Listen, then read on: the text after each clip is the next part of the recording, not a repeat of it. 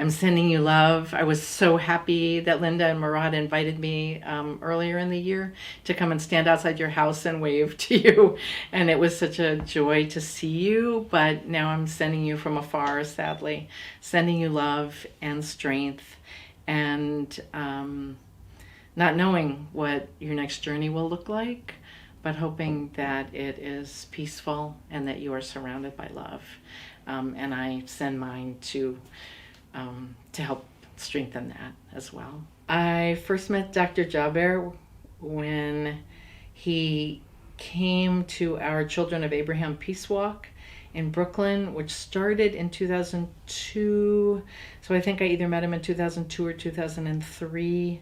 And then for almost all the years of the walk, which went on for 15 years, he was an active participant, like a leading participant, kind of always at the front with the banner, but also always bringing people in and connecting people and welcoming people like it was his party, kind of. And so one wonderful memory I have of him was for a couple of those marches in the later years, we went to the State Street Mosque, and before walking to the fire station in Brooklyn Heights and then over the Brooklyn Bridge. And he was always the tour guide for the State Street Mosque. So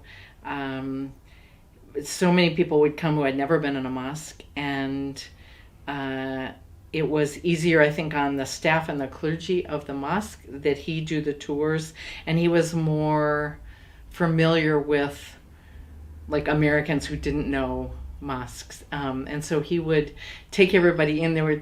It's sort of a narrow building with narrow stairs and things, and so there would be these kind of snake-like processions going through the mosque, but learning the whole time, right, with him explaining background and history and religious practices. And he was just a wonderful bridge maker like that, an introducer.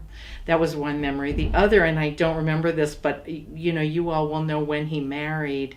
I remember him talking about both going to get married, and as I recall, he was going to Palestine to have the wedding there. And they had a beautiful wedding. He showed pictures, and they had a beautiful wedding. But I believe I'm right, his wife had like a fancy purse for the wedding. And someone stole her passport out of this little bag. And, it was a tragedy. It meant that while they had been married and they had a brief time of happiness, he was coming back here, she couldn't come. They were separated after this time of great joy. But then I also remember seeing pictures of baby number one, I think, and being so, having heard that story and the sorrow of the separation, like then to see the result of their coming together, I guess, in that way was so joyful. And I don't know if they ever found out, what happened with that, where the passport went, etc., but she was finally able to get another one. And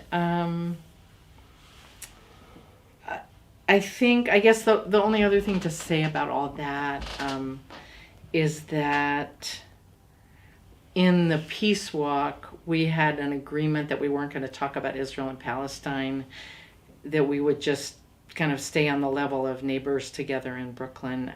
But one of the things that certainly happened for me with his stories and knowing him a little bit more was that I got a different view into what the place meant for him and what it was like for him, so important to go back there to marry, for instance. And, the whole questions of home and what it means to people was reinforced. I had been there before I knew him, but and after I knew him, but his stories really, in that same bridge building way, I guess, made a bridge for me. So